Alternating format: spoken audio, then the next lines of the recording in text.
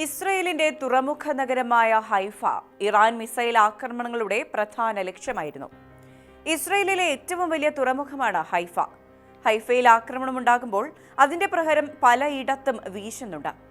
ഇറാനിൽ നിന്നുള്ള റോക്കറ്റുകൾ ഹൈഫയുടെ കിഴക്കുള്ള തമ്രയിൽ പതിച്ചതായും കനത്ത നാശനഷ്ടങ്ങൾ സംഭവിച്ചതായും റിപ്പോർട്ടുകൾ പുറത്തുവന്നിട്ടുണ്ട്. ഇന്ത്യൻ ശതകോടീശ്വരൻ അദാനിക്ക് ഇതിലൂടെ ഉണ്ടാകുന്നത് കനത്ത നാശമാണ്. അദാനിയുടെ ഉടമസ്ഥതയിലുള്ള ഹൈഫ തുറമുഖത്ത് ഒരു ഇന്ത്യൻ കാർഗോ സൗകര്യം ഇറാന്റെ മിസൈൽ ആക്രമണത്തിൽ നശിച്ചതായി ദ കെനിയ ടൈംസ് റിപ്പോർട്ട് ചെയ്യുന്നു. ഇറാൻ ഇസ്രയേലിന് നേരിട്ട് ഇത്രയും വലിയ തോതിലുള്ള ബാലിസ്റ്റിക് മിസൈൽ ആക്രമണം നടത്തുന്നത് ഇത് ആദ്യമായാണ്.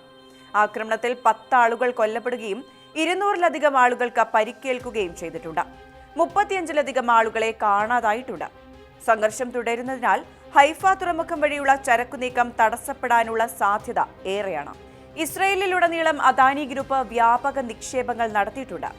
ഇറാൻ ഇസ്രയേൽ സംഘർഷം ശക്തമായതോടെ വെള്ളിയാഴ്ച അദാനി പോർട്സിന്റെയും സ്പെഷ്യൽ ഇക്കണോമിക് സോണിന്റെയും ഓഹരികളിൽ ഇടിവാണ് സംഭവിച്ചിരിക്കുന്നത്. ചുരുക്കി പറഞ്ഞാൽ അദാനി ഗ്രൂപ്പ് ഇസ്രയേലിൽ വൻ നിക്ഷേപം നടത്തിയിട്ടുണ്ട് എന്ന് സാരം.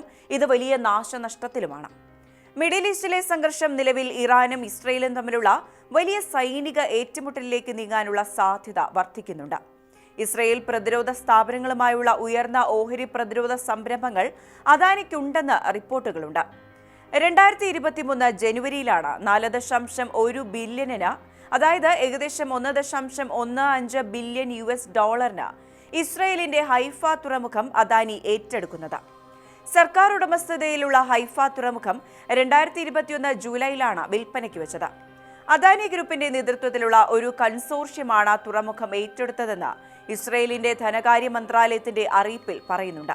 പുതിയ ഉടമസ്ഥതയിലെ പ്രാഥമിക ഓഹരി ഉടമകളിൽ ഒരാളായ Adani ports and special economic zone limited നിയന്ത്രിക്കുന്നത് ഇന്ത്യൻ കോടീശ്വരനായ ഗൗതം അദാനിയാണ്. ഇസ്രയേലിന്റെ തന്ത്രപ്രധാന ഹൈഫ തുറമുഖത്തിൽ ഉൾപ്പെടെ അദാനി ഗ്രൂപ്പിന് $1 ബില്യൺ നിക്ഷേപമാണുള്ളത്. ഇസ്രയേലിന്റെ ഇറക്കുമതിക്കും കയറ്റുമതിക്കും നെടുന്തൂണായി നിൽക്കുന്ന ഹൈഫ തുറമുഖത്തിൽ അദാനിക്ക് 70% ഓഹരിയുള്ളത്.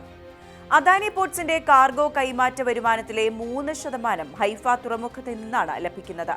എന്നാൽ ആഴ്ചകൾക്ക് മുൻപ് തന്നെ ഹൈഫയ്ക്കെതിരെ നാവിക ഉപരോധം പ്രഖ്യാപിച്ച ഹൂതികൾ രംഗത്തെത്തിയിരുന്നു. ഹൈഫ തുറമുഖത്തേക്കും തിരിച്ചുമുള്ള എല്ലാ കടൽ ഗതാഗതവും നിരോധിച്ചതായാണ് ഹൂതി മിലിഷ്യ അന്നറിയിച്ചത്. ഗാസയിൽ സൈനിസ്റ്റ് സംഘം നിരപരാധികളെയും സാധാരണക്കാരെയും ലക്ഷ്യമിടുകയാണ്. ഇത് അവസാനിപ്പിക്കും വരെ കടൽ ഉപരോധം തുടരുമെന്നാണ് അന്ന് ഹൂതികൾ മുന്നറിയിപ്പ് നൽകിയത്. ഇപ്പോൾ ഹൈഫ ആക്രമിക്കുന്നതോടെ ഇസ്രയേലിന് മുന്നിലെ പല വാതിലുകളും അടയുകയാണ്. അതേസമയം ഇസ്രയേലിൽ വീണ്ടും നാശം വിതച്ച ഇറാൻ മിസൈൽ ആക്രമണവും നടത്തിയിരിക്കുകയാണ്.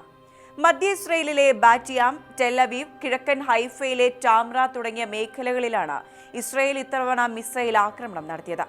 തങ്ങളുടെ ഏറ്റവും പുതിയ ബാലിസ്റ്റിക് മിസൈലുകളാണ് ഇസ്രയേലിനെതിരെ നടത്തിയ ഒടുവിലത്തെ ആക്രമണത്തിൽ ഉപയോഗിച്ചതെന്ന് ഇറാൻ അവകാശപ്പെടുന്നുണ്ട്. ഹജ് ഖാസിം എന്ന് പേരിട്ട ഈ മിസൈലുകൾ ഇസ്രയേലിൽ കനത്ത നാശം വിതച്ചതായും ഇറാൻ വാർത്താ ഏജൻസികളാണ് റിപ്പോർട്ട് ചെയ്തത്. ഇസ്രയേലിൽ സ്ഥാപിച്ചിരിക്കുന്ന യുഎസിന്റെ terminal high altitude area defence എന്ന ബാലിസ്റ്റിക് മിസൈൽ പ്രതിരോധ സംവിധാനത്തെയും ഇസ്രയേലിന്റെ മറ്റ് വ്യോമ പ്രതിരോധ സംവിധാനങ്ങളെയും മറികടക്കാൻ കഴിയുന്നതാണ് ഈ പുതിയ ബാലിസ്റ്റിക് മിസൈൽ. ഇത് ഹൈഫയിൽ പ്രയോഗിക്കുമോ എന്ന ആശങ്ക ശക്തമാണ്. ഇസ്രയേലിന്റെ അടുത്ത നീക്കം എന്ത്? ഇസ്രയേലിന്റെ പദ്ധതികളെക്കുറിച്ച് US ഭരണകൂടത്തിന് അറിയാമെന്നും ഇസ്രയേലിന് പരോക്ഷമായ പിന്തുണയുണ്ടെന്നും വൈറ്റ് ഹൌസിലെ ഉദ്യോഗസ്ഥരും പറഞ്ഞതായി റിപ്പോർട്ടുകളുണ്ട്. സുപ്രധാന തുറമുഖത്ത് കൈവച്ച ഇറാന് കനത്ത പ്രഹരം നൽകുമെന്നാണ് ഇസ്രയേലിൽ നിന്നുള്ള റിപ്പോർട്ടുകൾ.